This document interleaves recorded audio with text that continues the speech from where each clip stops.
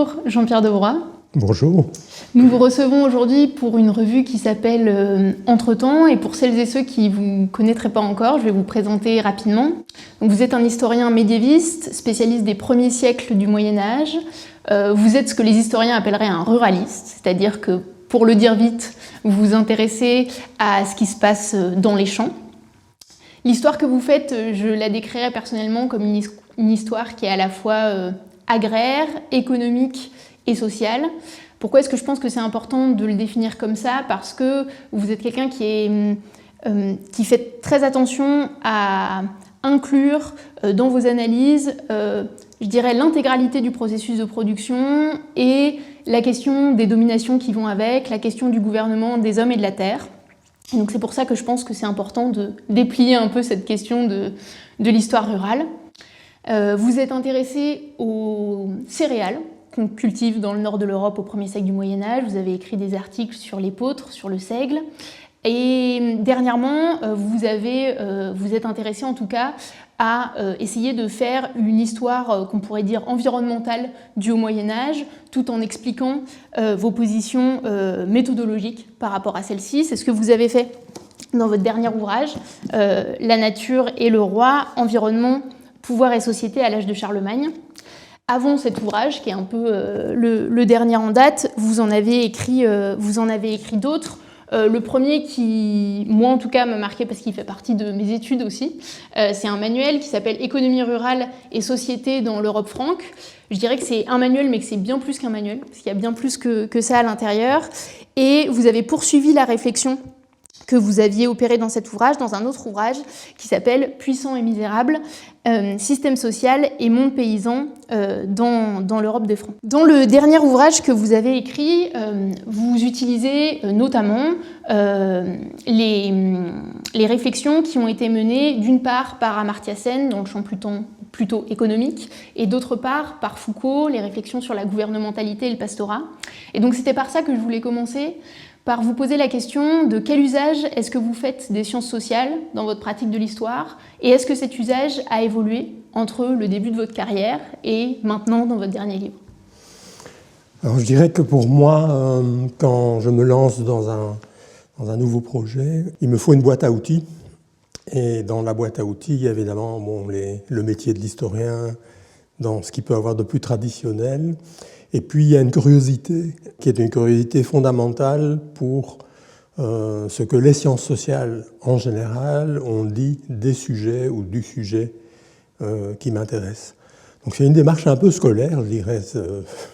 Je vais d'abord à l'école de ce qui a pu s'écrire pour à la fois comprendre les épistémologies propres aux disciplines, et éviter ce que je considère comme la pire des choses, c'est simplement l'importation de schémas, d'idées, de théories dans le champ proprement historique.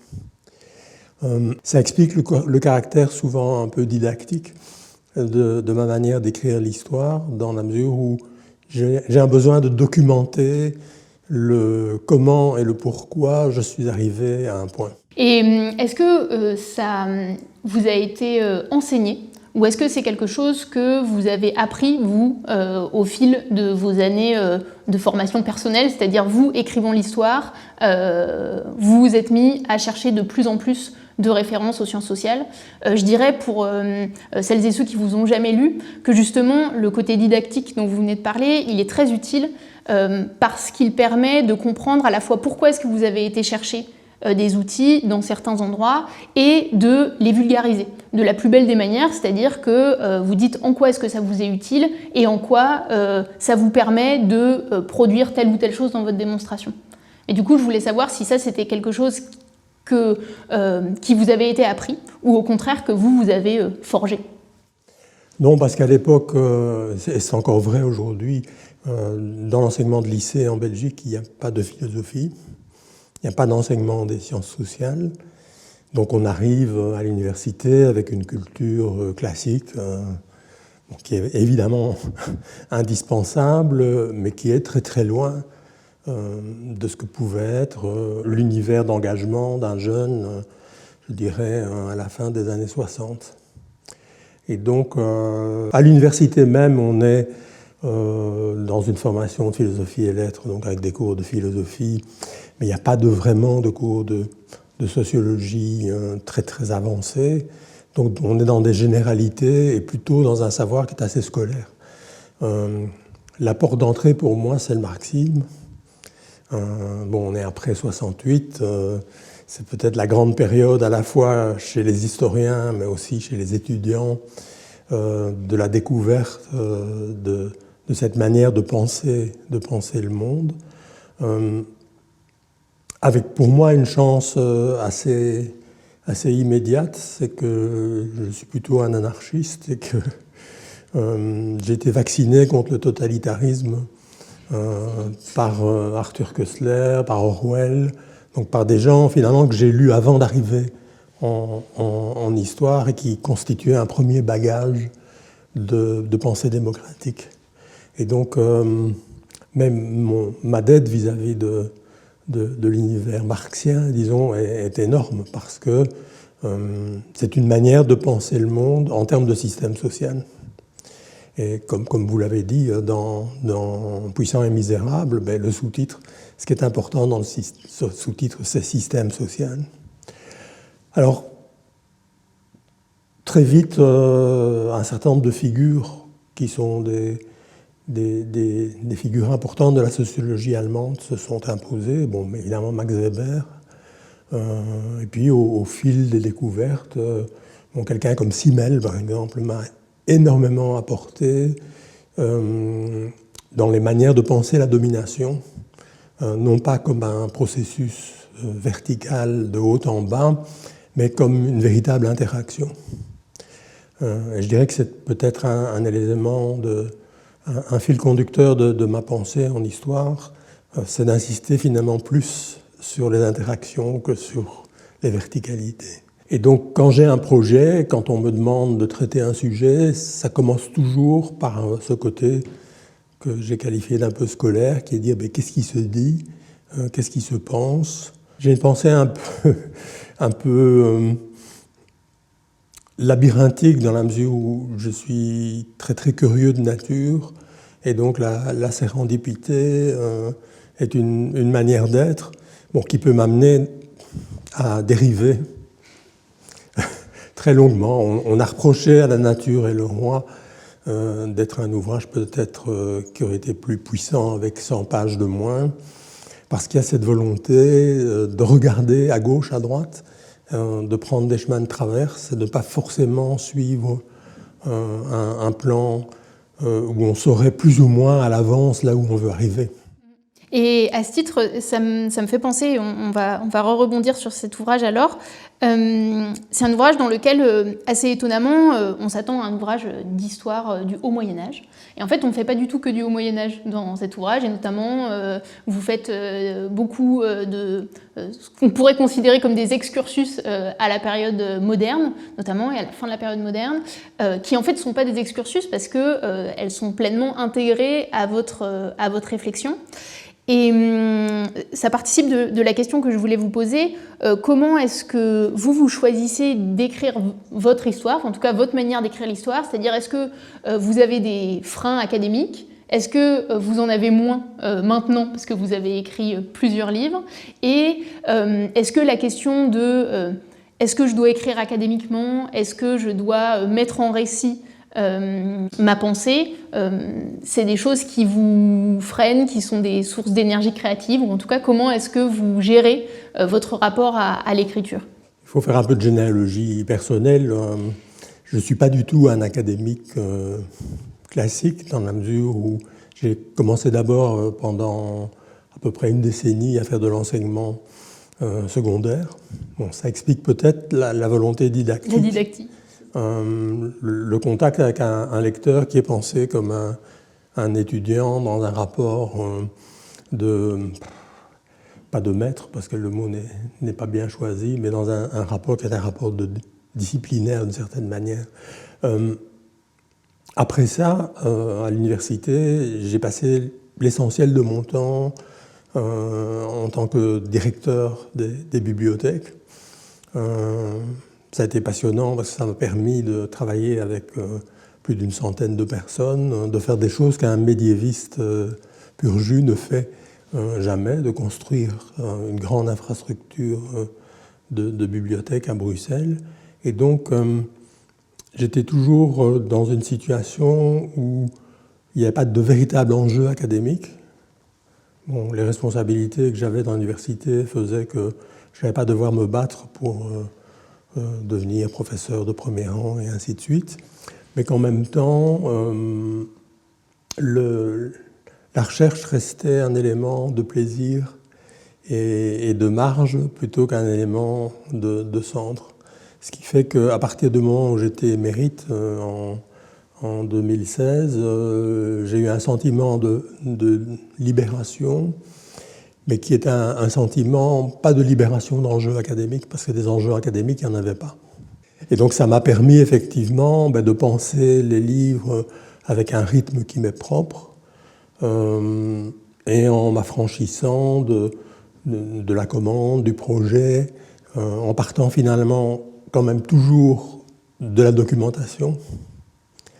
Je suis incapable d'écrire un livre s'il n'y a pas un corpus derrière. Et puis à partir du moment où ce corpus a été dessiné, je dirais que ça se fait naturellement parce que ça me permet d'exploiter un certain nombre de lectures, de connaissances, de croyances dans des systèmes d'explication du monde, et puis de rajouter ce qui est nécessaire en chemin.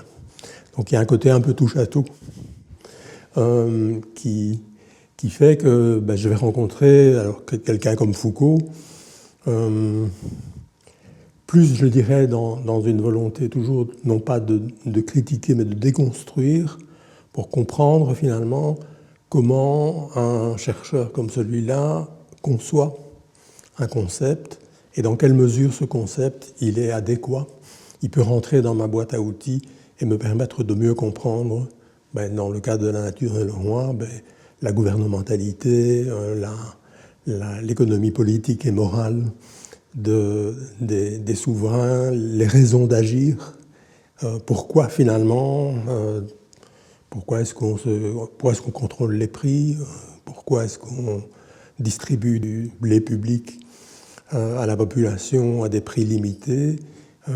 Et alors en même temps, ce qui m'intéresse, c'est non seulement d'aller vers l'objet, mais aussi d'aller vers ce que l'objet a imprimé après lui-même, et donc d'être dans la longue traîne, et c'est ça effectivement qui explique ce qui peut rendre un lecteur un peu perplexe, c'est par exemple le long temps passé à regarder comment à l'époque de Louis XIV on est fasciné donc au XVIIe et au XVIIIe siècle par ce maximum, comment cette idée elle vit, mais aussi comment elle est combattue.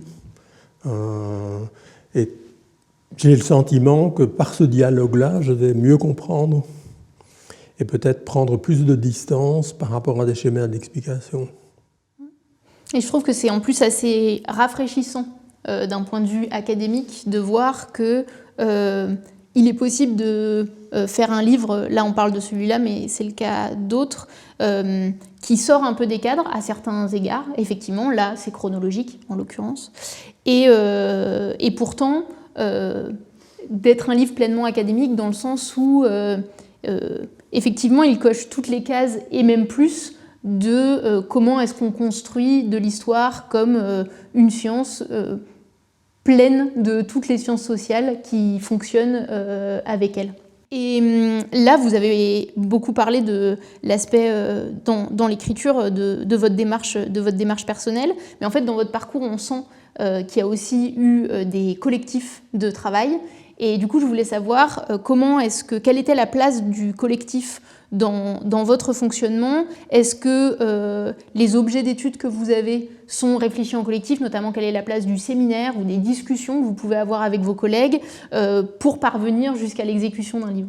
Alors le séminaire, c'est vraiment très très important, dans la mesure où la manière d'enseigner l'histoire dans les universités belges est l'héritière du 19e siècle allemand, du moment où des gens comme Pirenne ou van der Kinderen font leur grand voyage en passant par Paris et par Berlin, et où il ramène cette méthode d'enseignement par le texte qui a cette exigence de toujours aller vers la compréhension collective du texte. Donc il y a une dimension philologique au sens du XIXe siècle qui est centrale dans cette formation et qui est peut-être moins sensible dans ce que je connais de la manière d'enseigner l'histoire en France, qui est une manière qui est, à mon sens, plus influencée par l'importance de la cohérence, du plan, du discours, et peut-être plus distante du fait qu'il faut mettre les mains dans le cambouis et démonter un texte, démonter une situation avec des étudiants et avec la volonté de ne rien laisser de côté, de ne rien laisser dans l'ombre. Et vous direz que pour vous, ça a forgé votre rapport au document. Vous diriez que c'est cette question du séminaire et du fait de devoir décortiquer complètement un texte qui vous permet d'avoir un rapport, je dirais, si proche au document. C'est-à-dire que vous citez beaucoup, vous vous intéressez aussi aux questions de matérialité, etc., ce qui n'est pas le cas de bien d'autres historiens. Je crois vraiment. C'est-à-dire que je me suis toujours imposé avec les étudiants des séminaires d'histoire l'exercice de la traduction, qui pour moi est vraiment un passage obligé parce qu'il pose la question du sens, il pose la question des réalités qui sont derrière les mots, et que si on fait l'économie de ce travail, on fait aussi l'économie d'une épaisseur qui est pour moi fondamentale du corpus historique. Et d'une certaine manière, j'ai tendance à aborder les autres disciplines du champ historique, qu'il s'agisse de l'histoire de l'art ou de l'archéologie, un peu de la même manière, tout en sachant évidemment que je dois le faire avec beaucoup d'humilité, dans la mesure où je ne suis ni historien de l'art, ni archéologue. Et donc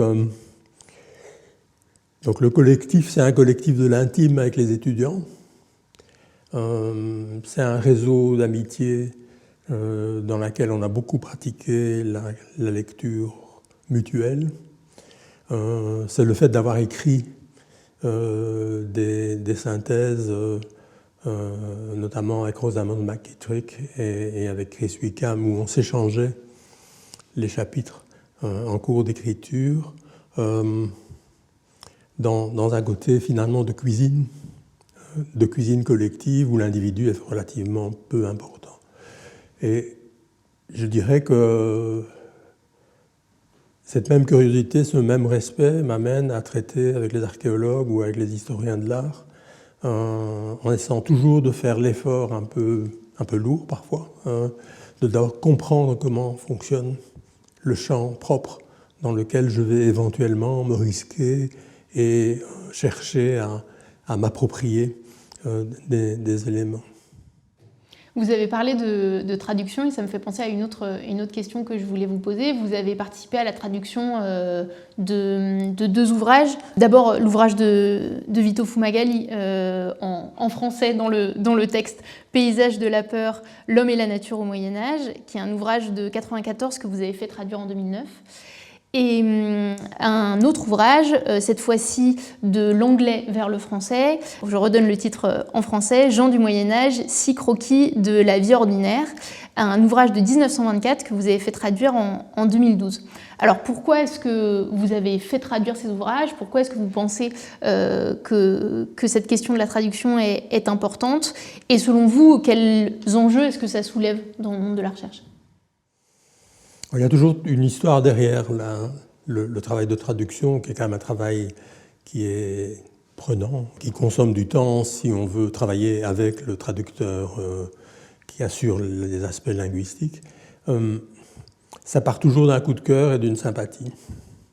Et donc dans le cas d'Eileen Power, c'est une fascination pour le personnage de cette historienne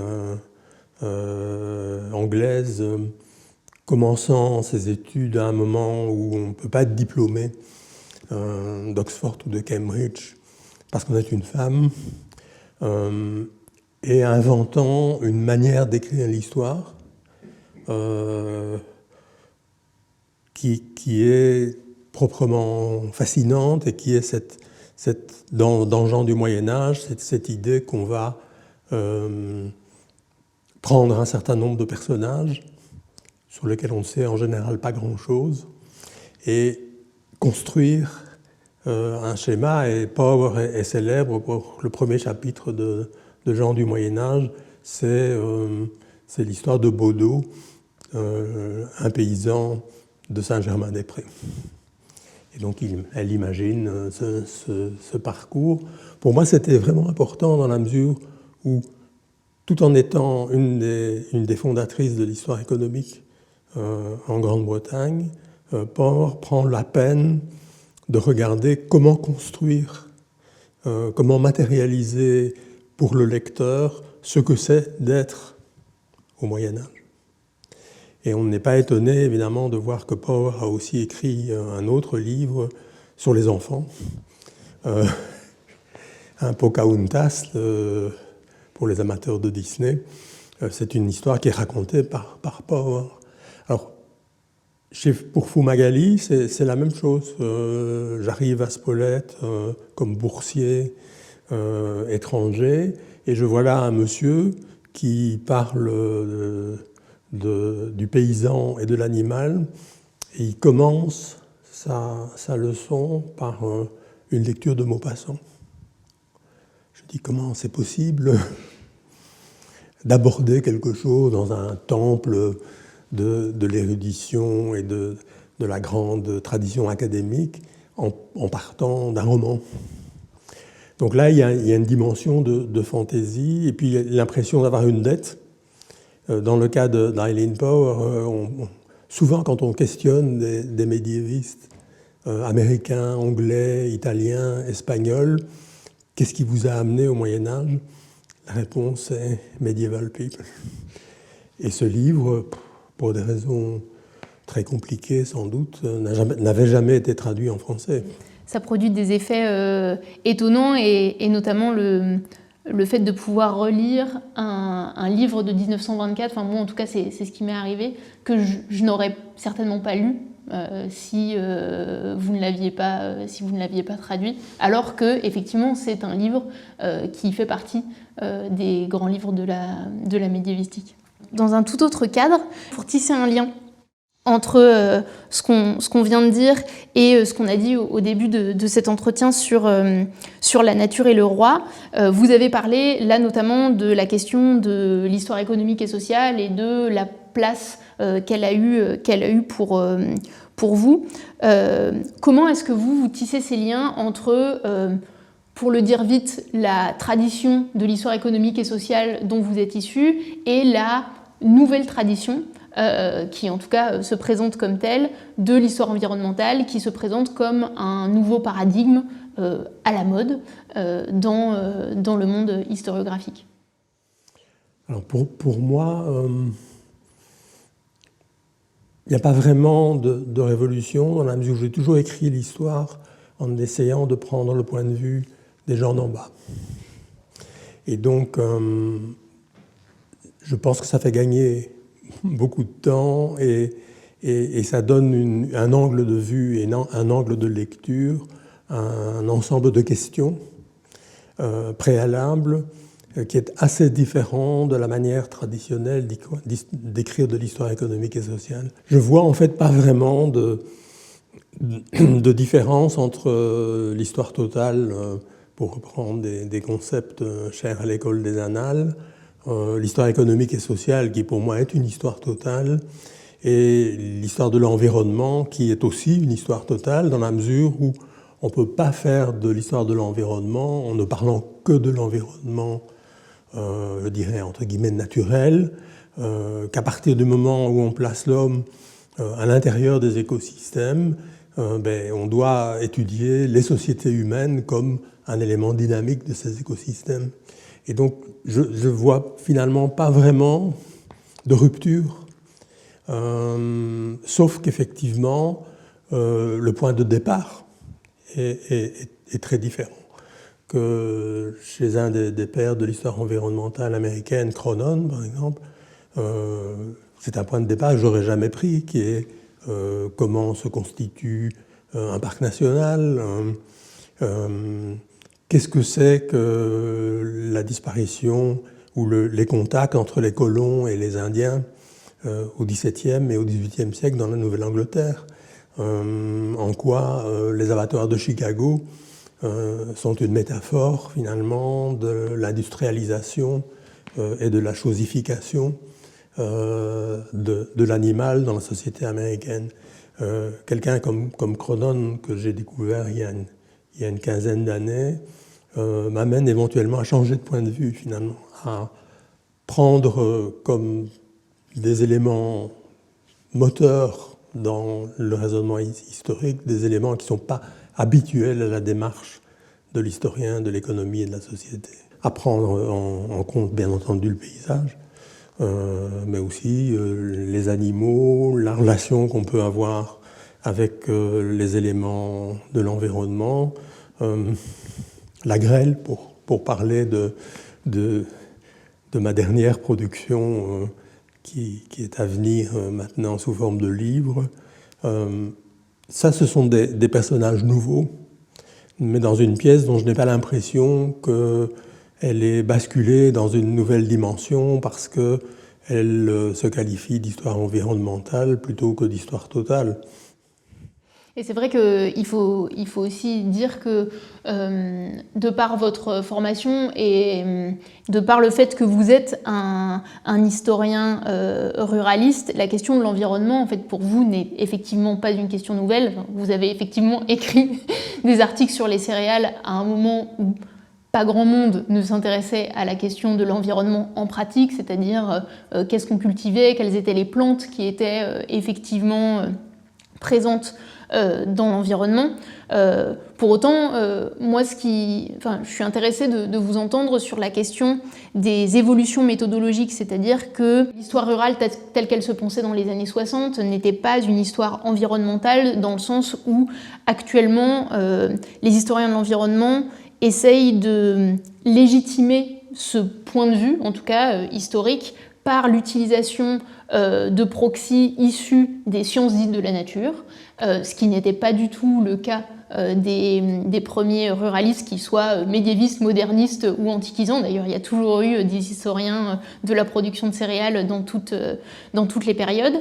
Et je trouve que le questionnaire méthodologique change dans le sens où on semble comme extraire l'humain de cette question de l'histoire environnementale, à certains égards, alors que l'axe que vous proposez, notamment dans La nature et le roi, c'est une manière de faire de l'histoire environnementale où l'humain est toujours au centre. Et donc c'était cette question de quels outils méthodologiques est-ce qu'on utilisait et quelle histoire ça produisait qui m'intéressait. Je crois que la conscience du fait que l'humain est un élément dans des systèmes d'interaction complexes, ça c'est vraiment quelque chose que j'ai appris dans les 10 ou les 15 dernières années et qui est un moteur de réflexion dans la mesure où c'est un excellent vaccin contre le néodéterminisme, comme une espèce de réductionnisme qui va d'une certaine manière considérer qu'on est ou bien dans des sociétés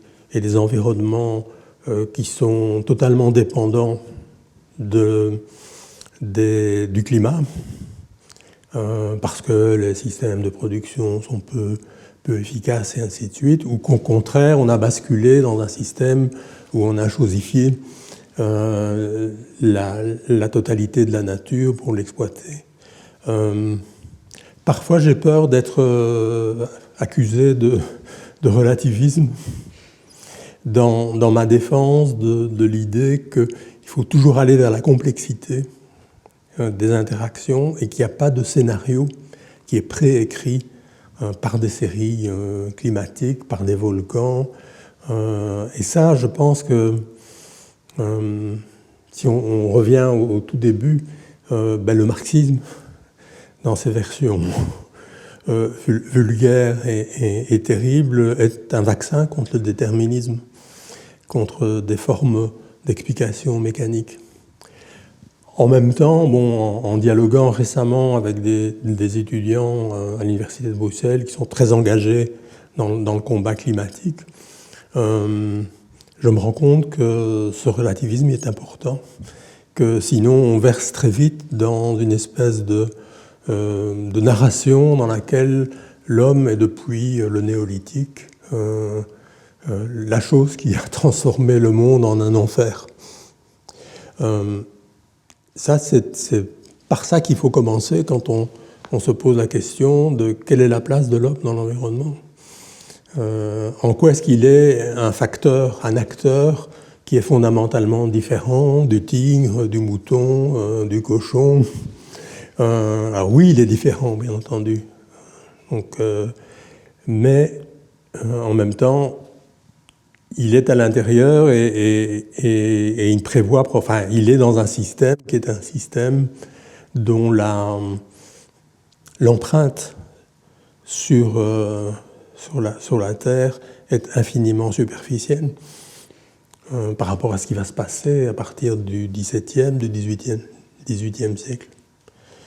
Et donc il y a à la fois, je dirais, pour l'historien, des enjeux de narration, de faire comprendre comment on peut habiter le monde, finalement, pour utiliser l'expression de Ingold, que j'aime beaucoup. Comment est-ce qu'on habite le monde, mais comment est-ce qu'on habite le monde avec les autres?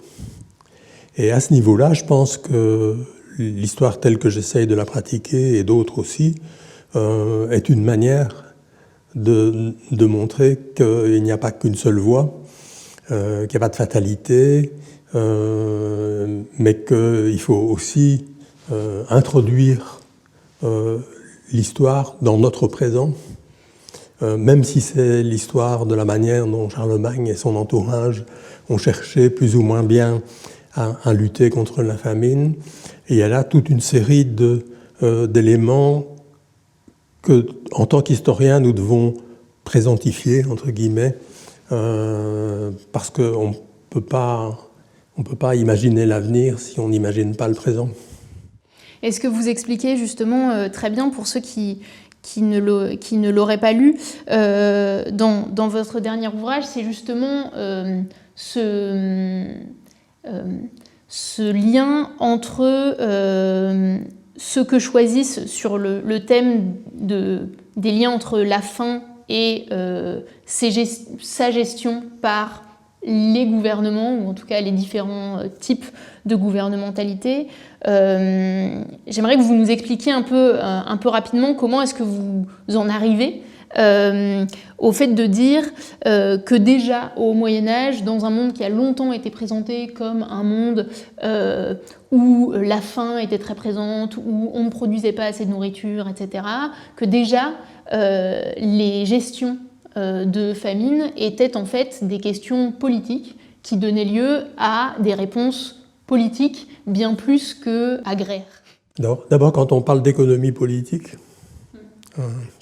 qui était un peu un mot qu'on ne pouvait pas prononcer il y a 40 ou 50 ans face à un professeur d'histoire traditionnel, quand on parle d'économie politique, il faut mettre des pluriels et considérer que l'économie politique, c'est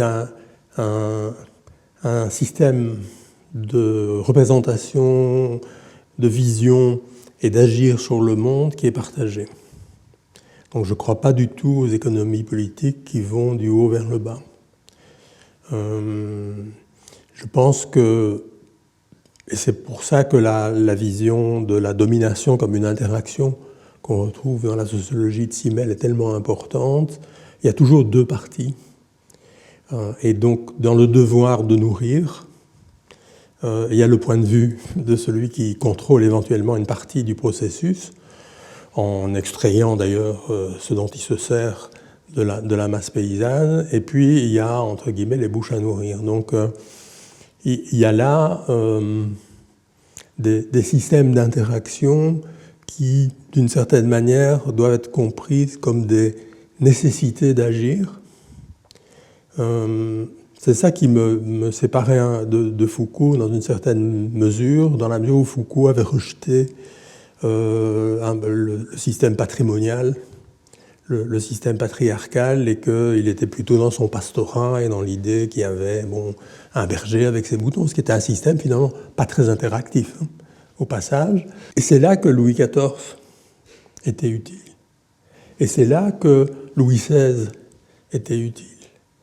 Que quand une enquête a lieu parce qu'on imagine que Philippe Égalité est derrière les émeutes de la faim qui ont amené à ce qu'on ramène à Paris, il y a ce passage extraordinaire de Michelet où il décrit les Parisiennes disant « Notre bon papa est là, il est rentré à la maison et le pain sera bon et on n'en manquera pas. » Ça, pour moi, c'est une économie politique qui tient à la fois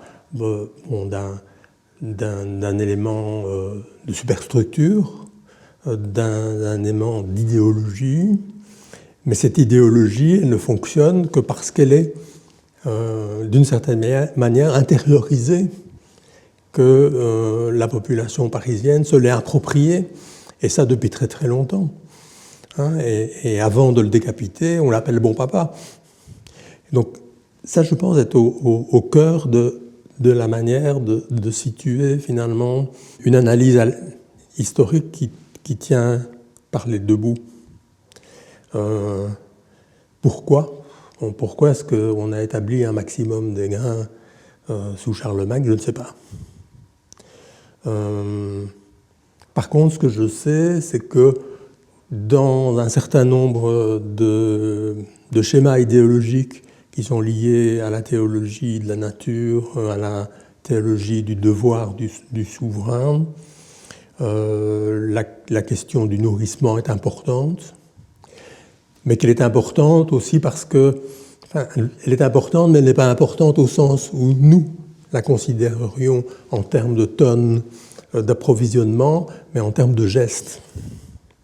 Et on voit par exemple à quel point le principe de l'hospitalité, dont on voit bien qu'il ne touche pas des masses entières de la population, est une manière chez les souverains carolingiens d'enclencher un certain nombre d'attitudes qui sont des attitudes qui sont d'un point de vue éthico-religieux souhaitables pour maintenir en fonctionnement ce qui est finalement une vision du monde et de la nature relativement optimiste, qui est la vision providentielle. Louis XIV n'est pas très éloigné de ça. À l'époque de Louis XIV, on pense que la providence est là et que les richesses de l'agriculture sont tellement importantes qu'il suffit de mettre un peu d'ordre sous la direction du roi pour que tout le monde ait à manger. Est-ce que vous diriez que la question de la crise environnementale et de la mise en avant des besoins humains et de manière de pratiquer la gouvernementalité en lien avec les besoins humains vous a fait réfléchir au type de gouvernementalité que vous étudiez depuis plusieurs dizaines d'années? En quoi est-ce que les transformations du présent vous ont fait, peut-être pas reconsidérer, mais réactualiser des problématiques que vous traitiez depuis longtemps? Oui, parce que je me suis rendu compte qu'on ne pouvait pas réduire la gouvernementalité à la conception que le souverain pouvait en avoir de lui-même, mais que d'une certaine manière, il y avait une forme de noblesse oblige qui oblige le souverain à agir, alors que d'une certaine manière, ça n'est pas dans son intérêt. C'est quelque chose en fait que j'ai découvert avec Edward Thompson et sa fameuse économie morale de la foule anglaise. Un des articles qui donne peut-être lieu au plus grand nombre de malentendus, où il montre finalement des émeutiers de la faim à un moment crucial qui est le moment de disparition de toute forme de régulation du marché des céréales, qui viennent en fait réclamer du gouvernant ce qu'était le système patriarcal qui les exposait à une domination verticale il y a un siècle ou en 2 siècles, mais qui aujourd'hui pouvait être retournée comme une obligation de continuer à être, pour revenir à Louis XVI, le bon papa qui garantit que le pain est bon, frais et bon marché. C'est souvent compris, en fait, comme si la foule avait une économie morale qui lui était propre. Thomson a toujours été très clair sur le fait que c'était une arme dont la foule s'était emparée en la retournant vers la classe dirigeante, en disant « mais vous n'êtes plus conforme à ce que vous avez dit que vous étiez pour justifier la domination hiérarchique que nous acceptions depuis des siècles et des siècles. » Ça, je crois que c'est pour moi consubstantiel de ce que c'est qu'une économie politique. C'est à la fois la manière de penser le pouvoir, mais aussi la manière dont le pouvoir agit et est ressenti et toléré par ceux auxquels il s'applique. Oui, en tout cas, ça illustre très bien la dimension dialectique que vous avez évoquée au début. Eh bien, je vous remercie, Jean-Pierre Devroy, pour cet entretien. Et j'espère qu'on aura donné envie de continuer à réfléchir sur l'histoire économique et sociale, qu'elle soit médiévale ou non.